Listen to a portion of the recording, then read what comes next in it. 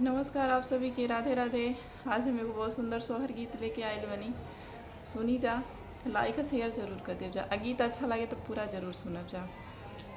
एगो बहू अपने सासू माँ से पलंग खरीदे के कहतड़ी, तो उनके सासू माँ कहतड़ी अपने नैहर से पलंग मंगाला, हम काहे के खरीदी।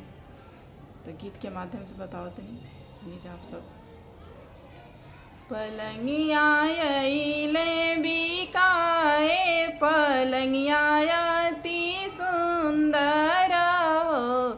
हे सासु करना पलंगिया के मोल, सुताई रघुनंदन हो।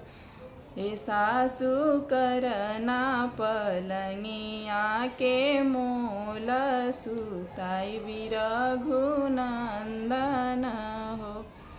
जो तुहरे बहुवरी पलंग के साधत साधन हो।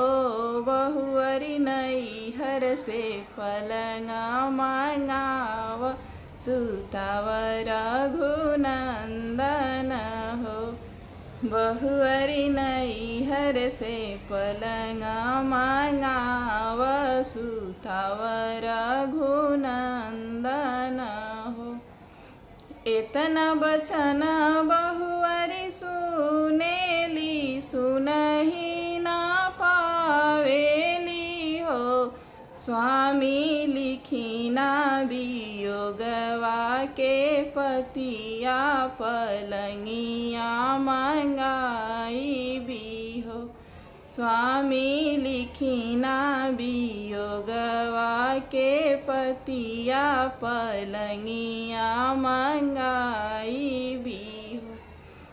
इतना बचन स्वामी सुने ले, पतिया जे लिखेले हो। हे धानी के आगे पतिया जे भेजबू, पलंगिया मंगईबू न हो।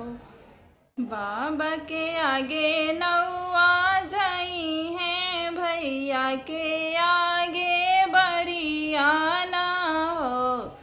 अरे अम्मा आगे वियोगवा के पतिया, पलंगिया मंगाई भी हो। अरे अम्मा आगे वियोगवा के पतिया, पलंगिया मंगाई भी हो। एक हाथे बाचे भैया चिठिया, त बाबा से आरज करे हो। बाबा चंदन काठी के लकड़िया, पलंगिया बनाई ना हो।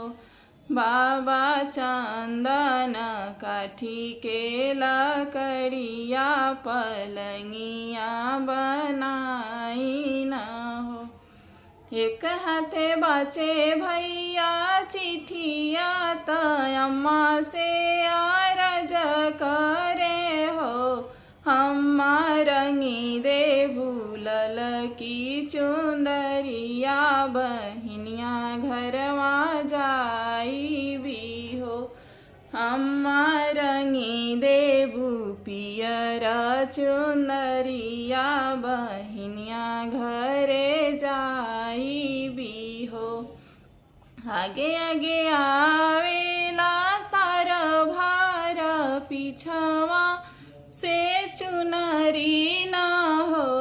अरे बिछवा में ललकी पलंगिया, पलंगिया अति सुंदर हो। हरे बिछवा में ललकी पलंगिया, पलंगिया अति सुंदर हो। अंगना बहारती चेरिया, तयौरी लाउड़िया ना हो। हरे सासु आगे खबर जनाव, पलंगिया मोरिया गईले हो। अरे सासू आगे खबर जनाव, पलंगिया मोरे आ गई ने